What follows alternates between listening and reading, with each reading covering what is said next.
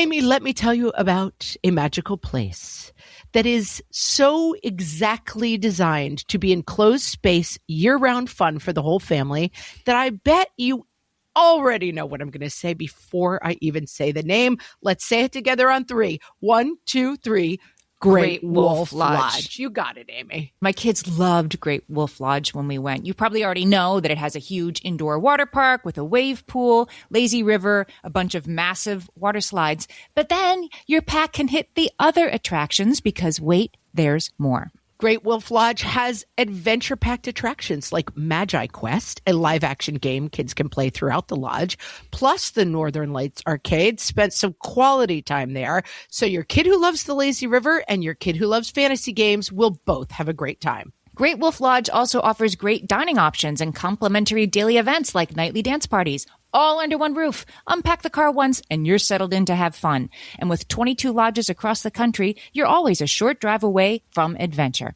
We've both had such great times at Great Wolf Lodge, so bring your pack together at a lodge near you. Learn more at greatwolf.com and strengthen the pack. Socks are the worst. What fresh hell? Laughing in the face of motherhood. That looks like old meatball in there, and it's gross. With Margaret Abels and Amy Wilson. You can't argue with the whiteboard. A podcast that solves today's parenting dilemmas so you don't have to. This will save you a trip to the urgent care.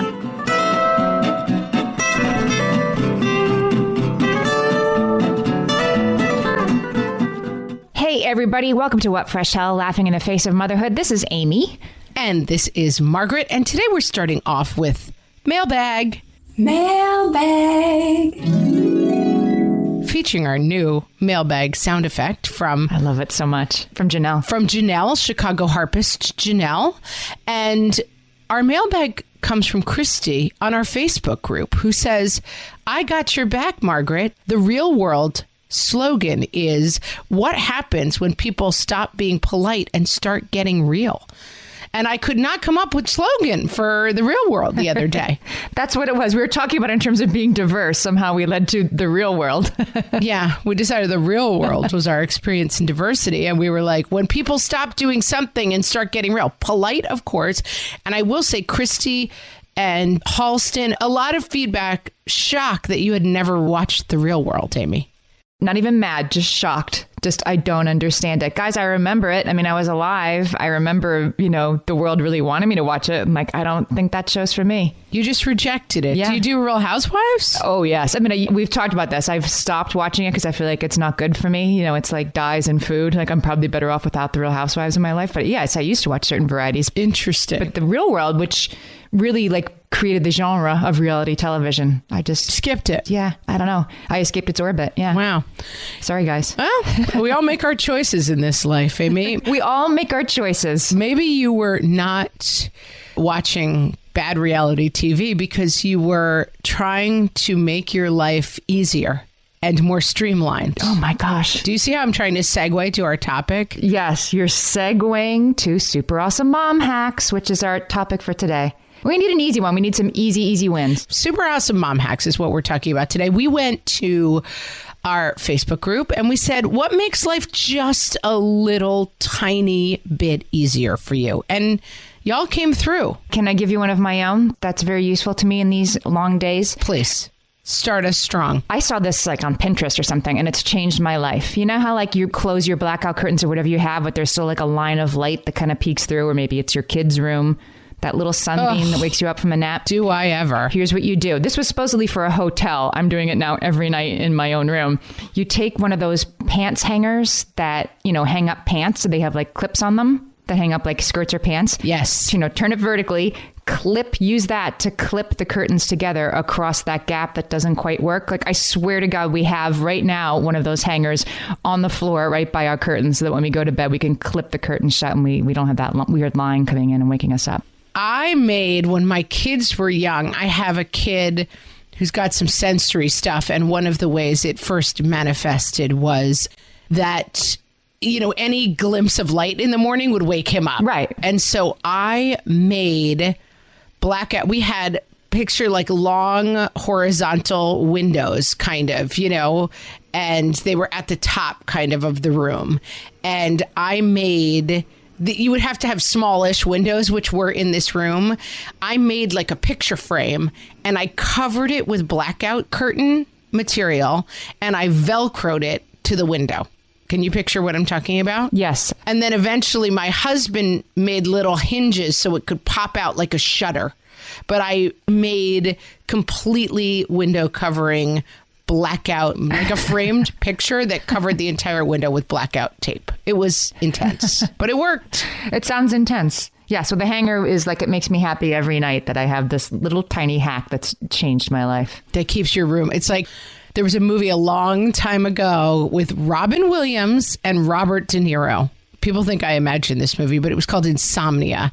And it happens in Alaska during the midnight sun. And a lot of the scenes are him. Guys, she imagined this movie. This might have been a fever dream that I had. But duct tape and garbage bags over the windows. There are just some people who really need a dark room to sleep in. That's me. I like a dark room to sleep in, but I don't even have curtains at my window. The sun doesn't wake me up. It just doesn't wake you. Yeah, no, I'm hypersensitive that way. I just sleep with a pillow over my head and that's fine. Let's move to some of our listeners because we got some good ones here. This is one that I can really stand behind. Kate says the way she gets her kids to behave is to make everything a club. Kate is the mom of 5. She says this works well when you start with kids under 5. You can have the good eaters club, the self-buckler club in the car, the teeth brusher club. Who's a member? That's funny. I used to do something like this when my kids were little. I would do super awesome guy. Like the first person to have their shoes on and be ready by the door is super awesome guy. And it lasted like they were older than you might think. Then, to battle to be super awesome guy, the first one to have their seatbelts buckled. And if there were ever any tears, then I would just be like, okay, the next person to do it is also totally awesome guy. Or like... worthy of great merit guy, and then that would be fine because they'd win their own award. It motivates them. I totally agree. You are big, and I think you convinced me of this, that buy-in. Yes. This is something in improv and comedy. A lot of times we talk about like commit to the bit. Like everything you do on a stage is inherently ridiculous. Like you're pretending to be something you're not, whether or not you're an actor. But especially with comedy, it's like if you don't believe in it, if you say the funniest thing in the world, nobody's going to go there with you. And you talk a lot about that with kids. That like buy-in is 90% of the game. Yep, exactly. That if you can sell them that it's like this super fun green bean dinner, that you're going to do better than like, I guess, try these, Yeah, it requires like zero. You don't need the Velcro and the tape. It doesn't require any craft supplies. It just requires you on the fly being like, and I came up with super awesome guy out of desperation. I was driving my kids on the highway. I couldn't get the DVD player going. We were in a HUV lane, so I couldn't exit. You know what I mean? And they were fighting. And I just said, the first one to see a truck is a super awesome guy. And it totally worked. So, desperation leads to some great ideas. I love it. I've also never heard HUV lane. We would say HOV lane. Two kinds of people. I love this one, too. Nicole said she tried so many charts, incentive programs, etc. for her kids to work on. She says they're elementary school aged. They work with varying success. The most effective so far is iPad tokens, little circles that Nicole made and laminated that say, I've earned 10 minutes of iPad time. I hand them out for staying in bed until 7 a.m., completing household jobs, controlling their hands, and then the kids cash them in during allowed screen times. Love it. Mm-hmm. I am still to this day using my beloved whiteboard, which I've talked about a million times. For me, the whiteboard was always like, here's what the day looks like. You can have an hour and a half of screens. And now my kids are playing. They're older. They're playing more elaborate games and stuff. They're not just kind of like watching a cartoon or something. And so I'm like, knock yourself out on screens. But then you've got to do a half an hour of outdoor play. Then you've got to do a half an hour of reading and the checklists. And I'm doing also... We're having a little problem with back talk in my house right now, Amy. That may surprise you now that I have tweens. It's not even back talk. It's just, we have to do a whole episode on this. I don't want to be talked to like I'm an idiot in my home. Yep. I just will not have it. It will not stand. It is a hill I will die on. And that is not going great when I have a 13-year-old and an 11-year-old. I mean, you are an idiot is just the default tone of voice that they employ whenever talking to me. I mean, I can almost laugh about it. What was I asking the other day? oh, well, Kirsten said this. I said, oh, who's Kirsten? Oh, like, you idiot. You don't know Kirsten from the 7th grade? I'm like, no, I don't know anybody. What? Like, the things, I don't know if they think I know these things or they just enjoy talking to me like I'm a moron. But anyway, yeah. I have started a 5-strike system. I started at 3 strikes and that it was a little too few. Everybody was striking out. If you talk to me 5 times like that during a day, I put an X on the board and you're off screens for the rest of the night. I'm not going to have it. This reminds me of the Sideways Tales from Wayside School book, which are fabulous for kids. And the teacher writes the word discipline on the blackboard. When somebody does something they're not supposed to do, she just writes the word discipline. And then the next time, Bradford's name or Bobby's name or whoever gets written on the blackboard under the word discipline. And that's all that ever happens. Nothing ever happens. Just having your name up there. I will say, like the whiteboard, the iPad tokens, I'm kind of contradicting what I said a few minutes ago, but having that physical thing, you can't argue with the whiteboard, right? Even for teenagers, like you have to do these 5 things today, and here's the list, and there's the whiteboard. The key is like neutral space, because what happens otherwise is, oh, Kristen said that. Who's Kristen? Mom, how could you be so stupid not to know Kristen? And I'm like, don't talk to me that way. I'm not talking to you like that at all. It stops you from like getting into the back and forth. Don't talk to me that way. What way? That way you're talking to me. I'm not doing anything. It's just happening.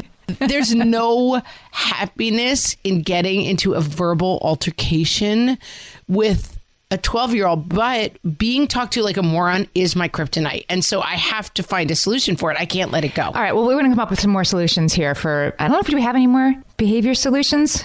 Clearly, Amy, we need a whole separate episode. Yes. Dealing with my issues with my children and their talking. But for now, let's just concentrate on some good, useful hacks. Some other hacks. Okay, let's move to some diaper potty training hacks because there are some really good ones here. I am learning. This is a today I learned for me.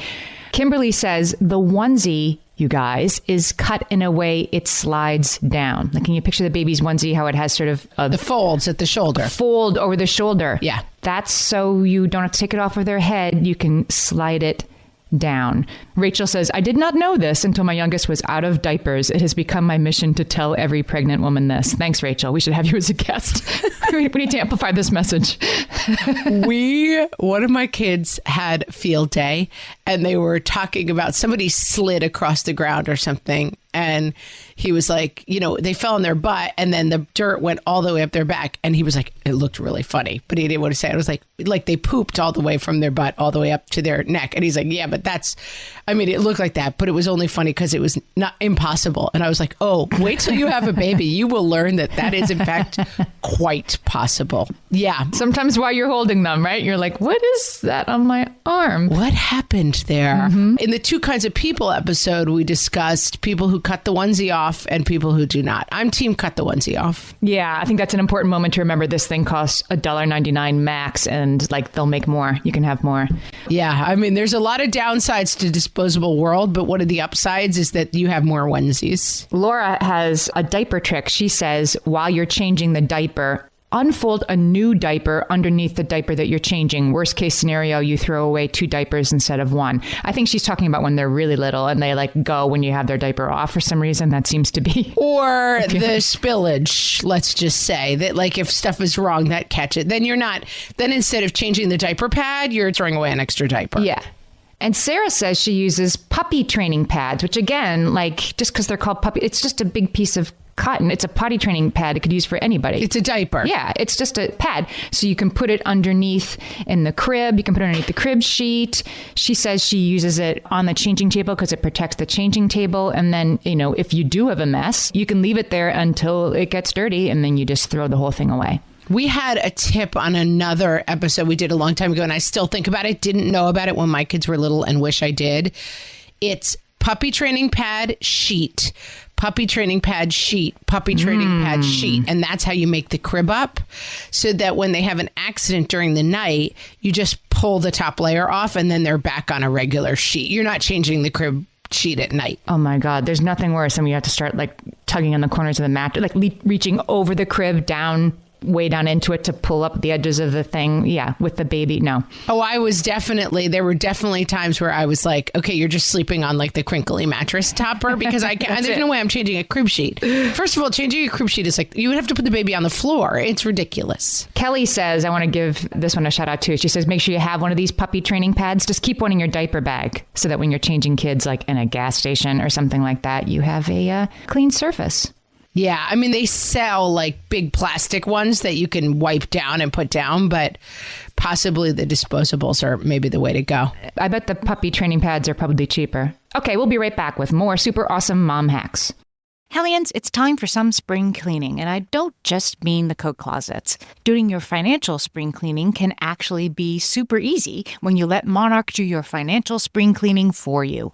One dashboard that gets your entire financial life organized. No more clutter, no more mess, no more logins scattered everywhere, just accounts, investments, property, and more, all in one place. Get your first year of Monarch for half off, just $50 with promo code FRESH. Monarch allows you to look not only at what you've already spent, but also to plan for the future. With Monarch, you can set savings goals, plan for big purchases, and notice spending trends before they become a problem. I can generate cash flow reports that show me what we spent this quarter, this month, what we're probably going to spend next month, and feel prepared, organized, and knowing how to plan for the future. No more surprises and a lot more clarity.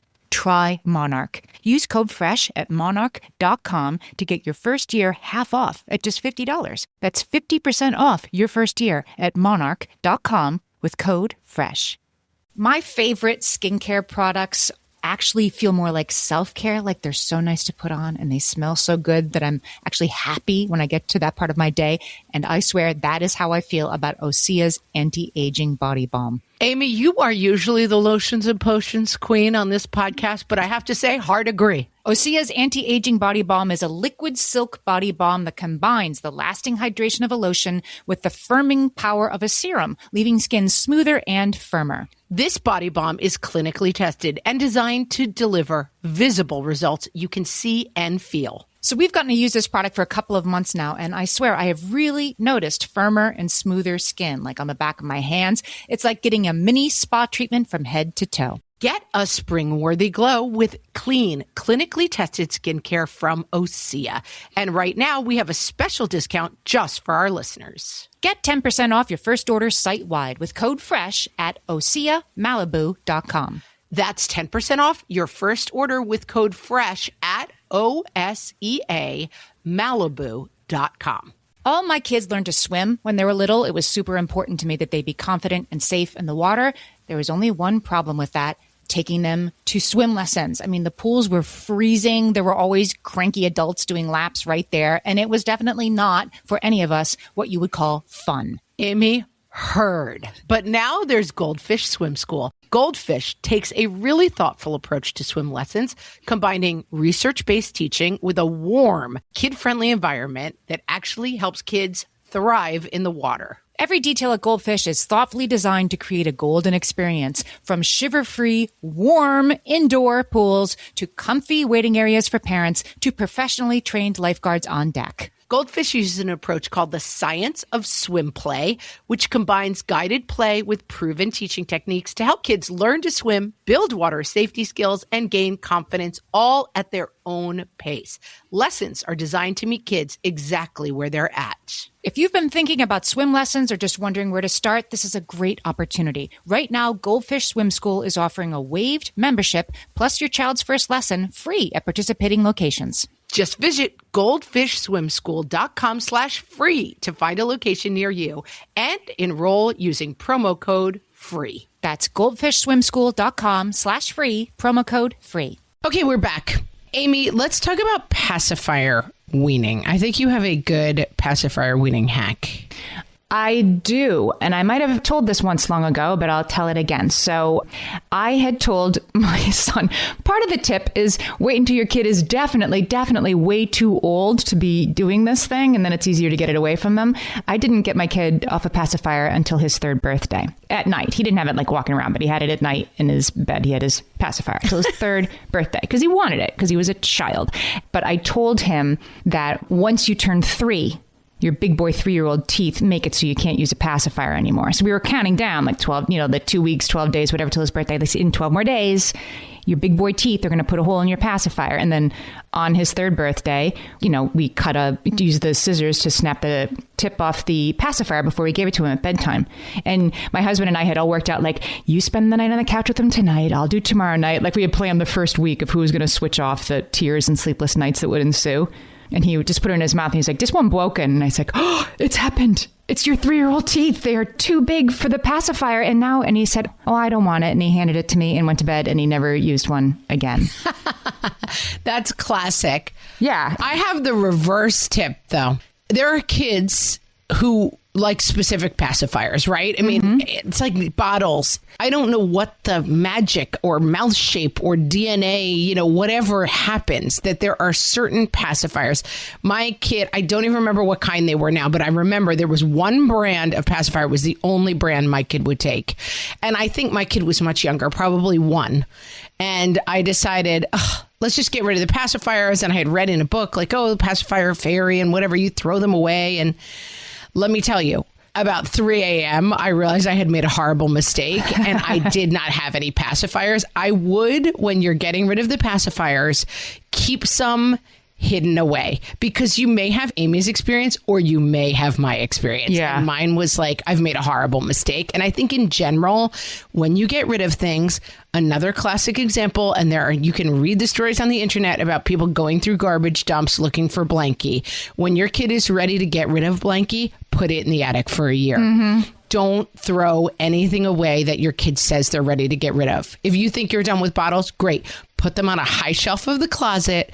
But you don't want to find out the hard way that your kid on a Tuesday who said that they were ready to get rid of blankie has spent 3 nights screaming and crying for blankie. Like, they'll survive it, but I would not commit to the garbage can with anything. I would commit to a hiding place. That reminds me, the blankie thing reminds me of another hack I had that really worked. My youngest, when I used to go away at any point, she'd get really, really upset. She really had a hard time with it. So I would give her blankie, again, like out of desperation, like, don't worry, I was going to be gone for 4 days or something.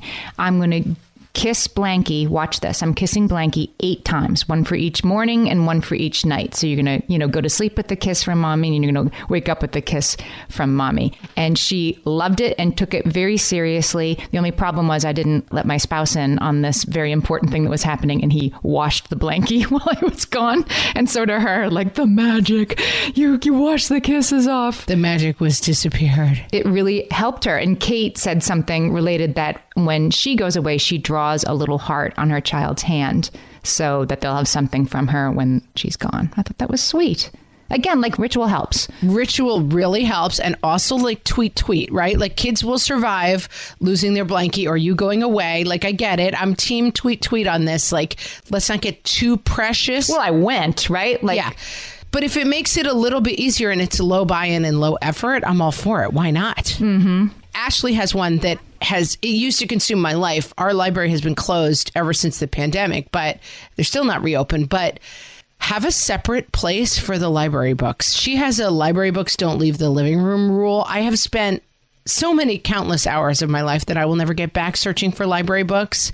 I have paid to replace a book at the library and then found it a month later. Like, my kids on an acting resume, it says special skills. Like, if you know how to sword fight or speak a different language, under their special skills section is losing library books. They're champions at it. And so we now have a designated, it's not even a bookshelf. It's a place in our kitchen on the island that's a little nook, and I put label tape down and it says library books, and that's where the library books go. And so I'll check it every couple of days, and I'm like, we're missing All of a Kind Family, the sequel, and everybody go find it. And then when it's library day, I pick up those books and I bring them back. Same, the school library books, my kids have library day where it's Tuesday. They have to bring their book back. Every Tuesday morning is chaos. I have a funny school library story. So one day I'm cleaning my kids' rooms. They were little, and I found a book under the bed that definitely didn't belong to, I hadn't bought the book, so I wasn't sure how this book had come into my house. It was like Lizards Are Amazing. I don't remember what it was, some like sciencey book. Sounds good. And so at dinner, I'm like, whose book is this? lizards are amazing. And the kids are like, I don't know. It's not mine. It's not mine. I'm like, well, how did it get into our house? I'm like, I don't know. And one of them was like, it's funny because their kindergarten teacher, she was just saying today, there's a book missing from this classroom. And where is it? And that book was also called Lizards Are Amazing. And he like totally didn't make the connection. Like this is that book. I don't think so. I'm like, I'm pretty sure this is the missing school library book. Do they print out? Do you get a printout from the library that with the receipt of everything you're taking out? Like I don't get that from school, but I would get it from like our local library. Like if you take out 12 books, they give you a receipt. There's an app for that. It's an app on my phone. See how old I am? Yeah. All right. At least you know that you're missing. You're not wondering what's missing. Yeah.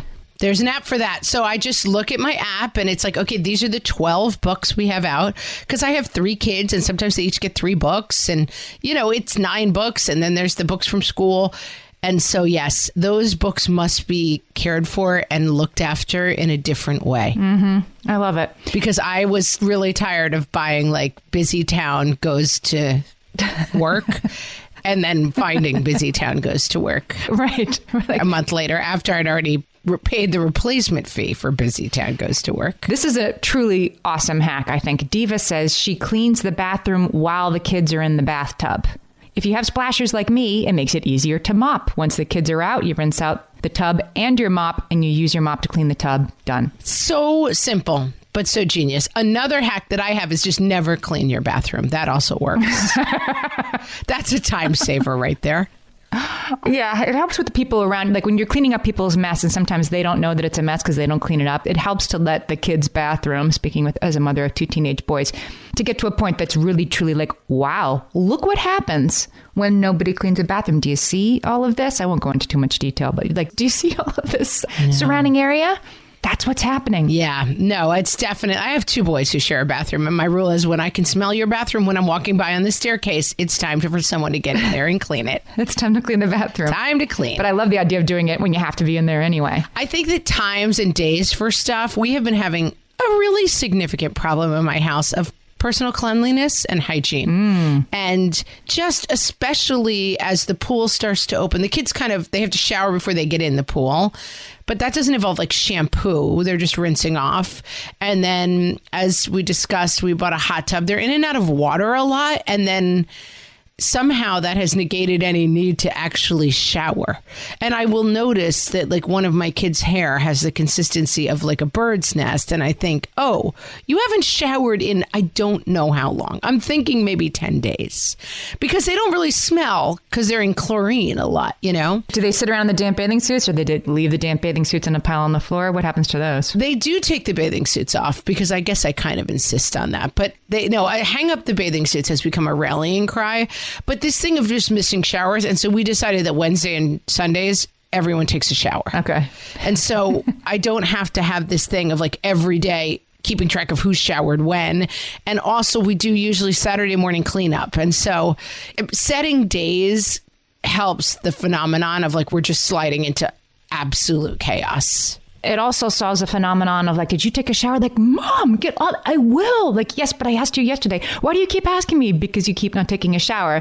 When you move to today is Wednesday, it's wash your hair Wednesday, then you can't argue with that. You can't argue with the calendar. You can argue with Mom, but not the calendar.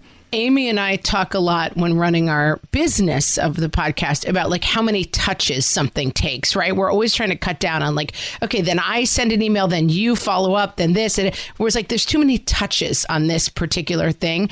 And that is a good rule as your kids become teenagers is like less touches. Wednesday is shower day means like exactly what Amy's saying. I'm not having 14. Did you shower? Will you shower? When will you shower? How about after dinner? What about that shower? Like that's too many touches on it. Wednesday is shower day. So like, hey, you have to go to bed at 9. If you want screens, you better take a shower now because otherwise you're not going to have screens. It's Wednesday shower night. Let's talk about some of the stuff you can get off season that is totally useful. Kelly says she buys holiday pajamas for everybody, but she does it like in January, so they go on clearance. She says she gets sets for $5. And then she also gets like Halloween pajamas and Valentine's pajamas, but she gets them for the next year. This involves a little closet organizing. You have to know where they are 11 months from now. This is not a tip for me. I'm not available for this tip. I am not organized enough. Like, my only tip would be like no themed clothing, because I am constantly like, oh gosh, here's the black cat dress that is so cute for my 9-year-old on Halloween. And then I'm like, I have to put it somewhere special so we remember to wear it on Halloween. And then inevitably we do not wear it on Halloween. And the cycle starts again. And it's certainly, I feel like my life is moving themed clothing around. I will say my hack is I put all the Christmas themed clothing in the Christmas basket. So it comes out when the decorations come out. right. I maybe should do that with the Halloween themed clothing too, like, because we do have a box of pumpkins and stuff. Like, maybe keep the themed clothing with the decorations, but like, we don't decorate for Valentine's Day, so I cannot have Valentine's themed clothing. It will never be worn. I used to buy, when my kids were little, would buy Halloween costumes right after Halloween, but not to say for Halloween. My kids just like to wear Halloween costumes around the house. Sure. I got a leopard costume from Gap Kids. I swear it was $4.99, I think. Each of my 3 children wore it, and then it got passed down to a cousin who wore it until it was like capri length and then knee length. Like, this $5 leopard costume got so much playtime wear. So I think that's the other thing that's useful, is like, get the costumes and then use them. Don't save them for Halloween. Let them parade around the house in them. I will say my kids are 12, 11, and 9, and we still have a costume box in the playroom, and it still gets used. Like, Star Wars costumes will still come out for lightsaber battles. Like, the costumes, that's another overall hack, is like, put stuff in storage and bring it away. You'd be surprised. Like, your 11-year-old will play with blocks at a certain point. Like, if you rotate stuff or you keep some of that stuff, it goes on longer than you'd imagine. All right, we'll be back with more super awesome mom hacks. Amy, when I'm having a good hair day, it usually makes my whole day better. And that's why on every day, I'm taking Nutrafol. Nutrafol is the #1 dermatologist-recommended hair growth supplement brand. And it's the #1 hair growth supplement brand personally used by dermatologists. Nutrafol's hair growth supplements are peer-reviewed, NSF certified for sport, and clinically tested. Nutrafol offers multiple formulas for men and women, tailored to different life stages and lifestyle factors, so you get support that's actually right for you. Adding Nutrafol to your daily routine is easy. Order online, no prescription needed, with automated deliveries and free shipping to keep you on track. Let your hair be one less thing to worry about. See visibly thicker, stronger, faster-growing hair in 3 to 6 months with Nutrafol. For a limited time, Nutrafol is offering our listeners $10 off your first month subscription and free shipping when you visit Nutrafol.com and enter promo code LAUGHING. That's Nutrafol.com, spelled Nutrafol.com, promo code LAUGHING. You know that thing where you get an amazing pair of shoes at a really great price and want to tell everyone about it? Yeah, so do we. Here at Designer Shoe Warehouse, we'll give you something to brag about, like the latest styles from brands you love, or the trends everyone's obsessing over, or shoes that make you feel like, well, you. So go ahead, show off a little. Find shoes that get you at prices that get your budget. Head to your DSW store or DSW.com today. DSW, let us surprise you. And now, awesome mom hacks for summer. From the What Fresh Hell podcast. Listen, hot dogs are a completely acceptable dinner at least 5 nights a week. Ice cream is also an acceptable dinner. Also acceptable Tostitos. Totally fine. Anybody who says they're bored has to clean the playroom. Except for mom. Mom is exempted from the boredom rule. Pick a light novel, as in not heavy, because you won't actually be reading it. You'll just be carrying it back and forth to the pool for 2 months straight. Spray sunscreen directly into your child's mouth on the first day of summer to get them used to the taste. Carefully label your children's clothing for camp so that the kid who takes the sweatshirt home can wonder who the heck is Sophia Conroy every time they wear it for the next year. This has been Awesome Mom Hacks for Summer. From the What Fresh Hell podcast.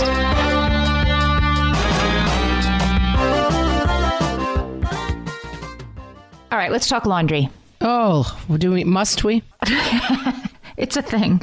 Shelly says she keeps a bottle of laundry stain treatment spray. I love how she went brand neutral there. Laundry stain treatment spray in each of her kids' dressers or closets. When she's changing them into their pajamas, if the clothes have stains, she treats them right there and then she throws them in the hamper. She doesn't have to remember. She doesn't have to walk over to the laundry room to do it. You know, she does it right then. I love that. Again, I must say this is a level of clean children I will never achieve. And it seems to me, she's saying her kids were 11 months and 3.5 years old, but it seems to me there's no reason my 16-year-old couldn't have some laundry stain treatment spray in his room, right? Maybe we'll use it. I don't know. Yeah, it's not a bad idea. I was just folding laundry and my reaction is kind of like, oh, look, this is stained. And I guess my kid will wear it anyway. I don't know. My hack with laundry is that I batch laundry. I don't do laundry. I do laundry like once a week, maybe once every 10 days. And then I do everything in the house. I like to have one bad day of laundry. And then I have Real Housewives or something on the TV while I fold. And I alternate clothes and towels, because then like you go to do the folding and you're like, oh, it's only towels. It's just 5 minutes of folding them and putting them away, or sheets. So I alternate like a billion socks with towels so that I have a bad fold and then a good fold. Socks are the worst. And I was having so much more trouble than usual with the mismatched socks. Like I keep a basket in my laundry room for orphan socks. As does everyone, yes. And then about every 6 months, I just declare bankruptcy and throw them all out, like if the match hasn't shown up by now. But the amount of mismatched socks had just like hockey sticked upward, and I wasn't sure why. Turns out, so my spouse is like a super workout guy, and he's always like hurting himself a little bit because he does these, insane CrossFit, like push the edges of your physical ability stuff. So anyway, he ended up having to put like an ankle brace on, which I ignore, by the way. Like it's like you can do your CrossFit and I don't want to hear about it, and I don't want to talk about like your elbow that you wrenched doing an optional workout. I don't want to hear about it, right? So he was wearing this ankle thing, which I didn't know about because he knew I'd be annoyed that he hurt his ankle. So he was wearing 2 different socks. So like, no, this is the end. Like you're definitely in charge of all I'm just going to hand you a basket of your socks, because he's actually wearing mismatched socks on purpose that then have to get like matched back up again. My mother-in-law famously once came up from our basement. She was helping with the laundry and she said, oh, good news, the laundry is done. And I was like, the only route to happiness is accepting that the laundry is never done. I was saying on another episode that I have come to accept that like I don't like cooking dinner. I don't want any more suggestions about hacks for how to make the dinner time prep easier. I just don't like cooking dinner. It's something I have to do, and I do it. And there may be things that make it marginally easier, but there is no, this is how to make dinner time fun and flawless for me. And the same thing with the socks, because the thing is, yes, you declare bankruptcy, you throw out the socks, and in the very next load, there's unmatched socks. There's unmatched socks. And you kind of then secretly know that you've thrown out some of the matches. Exactly. That's what I was going to say. The very next load has the matches for what you just threw out. I have a friend who wrote Sisyphus on her laundry machine, and that's what laundry is. It is Sisyphean. Mm-hmm. It is constant. It is never satisfying. There is no box to check. And I think that freeing yourself from the idea that laundry will be better, it's helpful mentally. I like Shannon's tip. She says, when kids get too big for a bib, we use what we call the spaghetti shirt. It's an old t-shirt or a hand-me-down to be used for messy meals and art projects. We store them in the kitchen drawer, and then we wash it with the other cleaning rags so we keep the mess away from regular clothes. Ah, that is a good, I would have never thought of that. I love it. I love that it's there in the kitchen with the cleaning stuff. Love it. And then Hannah says, when the kids are out playing in the snow, she lays a huge beach towel by the door. She has them take off all their wet snow on the towel, takes the boots off, and then wraps the rest of it up in the towel and throws it in the dryer, ready for round 2 later in the day. Hannah, you're very wise, because it's not one and done with going out in the snow either. We finally bought like this crazy giant metal clothing sorter, like a clothing dryer, for drying clothes. Like a rack, you mean? Yeah, it's a big foldable rack. And so we pull that out in the winter. It lives behind the like lockers, and then it comes out, and then a heater goes next to it, and the clothes all go on there. And I had to do some lessons on like you put one thing on at a time, and then we put the heater next to it and it dries. I'm like not willing to involve laundry in the snow outings. And so they throw their clothes on there and they're done. All right. Love it. Here's a good hack for kids' clothes. Hillary said she had a lot of issues with getting ready in the morning because her daughter couldn't decide what to wear. She put up 5 hooks on the wall, and she hangs up 5 full outfits on Sunday. She says, including shoes. My kid doesn't have that many pairs of shoes, but I guess if you have options, leave them there. And then the kid can pick from the 5 outfits. It isn't like this hook is Monday and this hook is Wednesday. It's like any of these 5 outfits are available. And then by Friday, there's only one outfit. There's only one hook left with clothes on it. And so that's the choice. Choose once. It's very lazy genius. Yeah, that choose once idea from Lazy Genius is so... Just explain choose once very briefly for people who haven't heard it. It is, the Lazy Genius has a website and podcast. We've actually had her on as a guest, so I'll link to her in the show notes. But she talks about choosing once and how that makes things easier. Like for my choose once example is I give the same baby gift. Every time a friend or a colleague or whatever has a baby, I send the same baby gift. It's a monogram baby sweater. And I know what it is, so I don't have to wonder about it. The woman who answers the phone at the store is like, okay, another one. What does it say this time? And, give me the address. It's so easy. This is, you're deciding once. Your daughter and you are deciding once a week what outfits are going to happen this week. And then it takes all the grief away of Monday through Friday. Yeah, that really helped me, that choose once idea of like, okay, choose once. We do Wednesday spaghetti night, like choose once for dinner one night a week. That's taken care of. Like anytime you can make one decision instead of 20 is good. Our families got together. We talked about that in the last episode, that we had sort of for the first time, our whole families, Margaret, me, our spouses, our kids, all in one room. And anyway, your husband brought us a bottle of cider, like sparkling cider, hard cider. Okay, let me just correct you very quickly. My husband handed you a bottle of cider. But I'm sure he was in charge of procuring and chilling. Let me say what didn't happen. That my husband thought, what should we bring with us when we go to visit Amy's family? Oh, should we bring something? Yes, let's do that. What would be? Okay. I'm so shocked. My husband handed you a bottle of cider. Okay, you're right. While I was busy putting sunscreen on my children. Go ahead. Continue. It's like him turning on the grill for the skirt steak you've been marinating all day.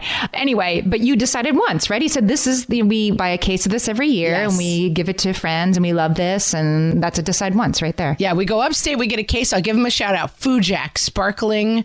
It's alcoholic cider. And it's nice to bring, especially summer. I don't know. It's nice in the fall. It's just nice instead of like a bottle of wine. Everyone's got it. It's a little bit more like, if you're going to someone's house, it's like, here's something to bring that's a little bit nice.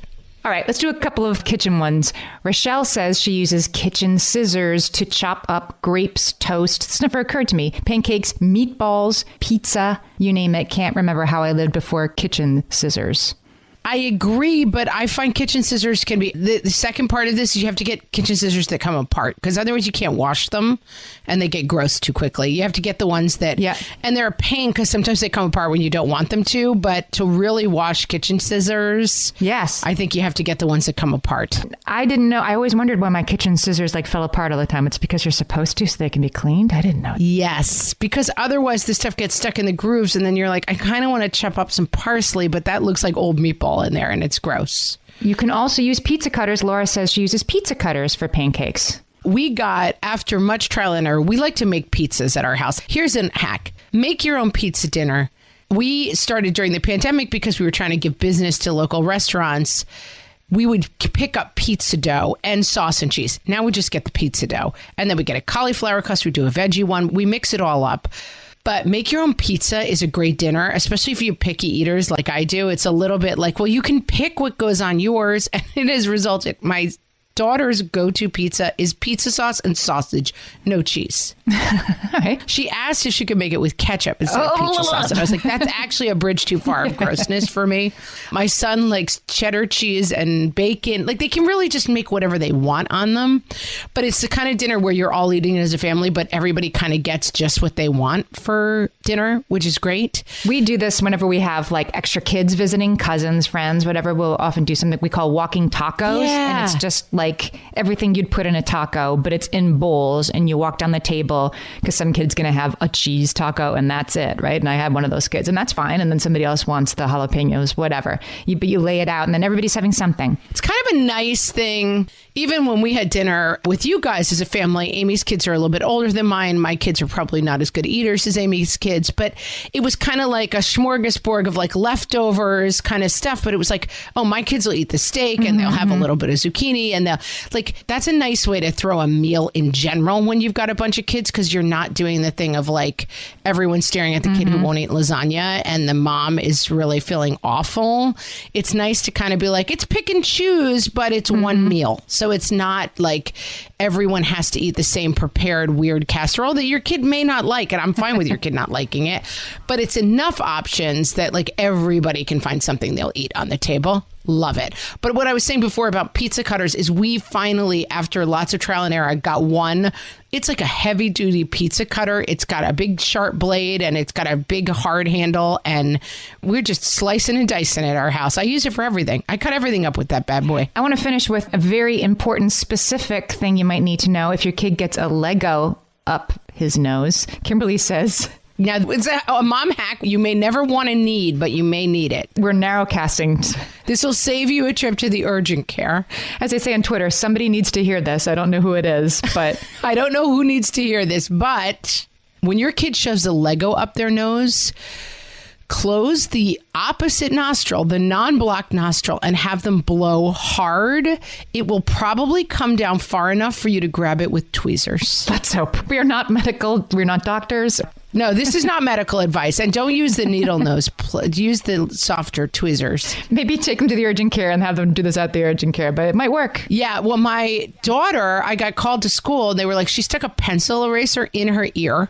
And my whole night was like, now I got to take her to the urgent care and blah, blah, blah, blah. And let me tell you, I was able to get it with tweezers myself. And I just felt superhuman. It was my greatest achievement. That's a super awesome mom hack. Yeah, if you can save yourself a trip to the urgent care, your life is worth living. Hey guys, have you checked out our merch store yet? bit.ly/whatfreshmerch. We have everything. We have sweatshirts and notebooks and this. We have tweet stuff. There's always a thing and a thing stuff. I just ordered myself an Oldie Lock sweatshirt. I'm hoping I might meet a fan in the wild wearing my Oldie Lock sweatshirt. Keep an eye out on the gritty streets. Oh, I am going on the merch store and checking it out myself. bit.ly/whatfreshmerch. Yeah. All lowercase letters, or just find the link on our Facebook page or our website or anywhere. But come buy some merch and join the Oldie Locks or any of the What Fresh Hell reps out there. And when you get your merch, put a picture of it on our Facebook page because we want to see you wearing it. And with that, friends, I hope you enjoyed these hacks and we will talk to you on our next episode. So long. Thanks for listening.